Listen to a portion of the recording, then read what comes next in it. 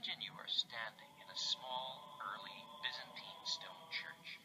Before you is a recreation of its altar, resplendent with silver vessels for the Mass. Notice the tall lampstands.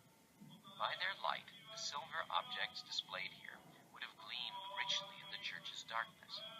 Byzantine churches were literally treasure houses full of such magnificent objects. People wanted to demonstrate their faith by putting human creativity and skill to the service of the church and God. The vessels were functional as well as splendid. The large plate held consecrated communion bread during Mass. Eucharistic wine was poured from the ewer or jug into the chalice or cup that stands beside the plate. The straining spoon, lying nearby, was used to rid the wine of impurities. There is a personal side to these pieces, too. Many are inscribed with the names of the people who donated them, often as a kind of tangible prayer. Turn to the case behind you. This small oil flask was given by a woman called Megale.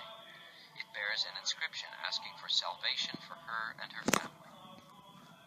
Next to it is a magnificent silver chalice. To discover closely of this rare silver chalice, figures of the apostles stand on the arcade. Above them is an inscription in Greek. Part of it reads, "Treasure of Saint Sergios of the village of Kaper, Koraon." This is the Greek name for a small town in Syria, now called Koraon. In the 6th and 7th centuries, Kaper Koraon was a thriving village in a prosperous part of the Byzantine Empire. Its main church was probably dedicated to Saint Sergios. By the 8th century, Arab peoples had conquered much of this region. Christians began moving away. The Kaper Koraon treasure was most likely hidden at this time to protect it from being plundered.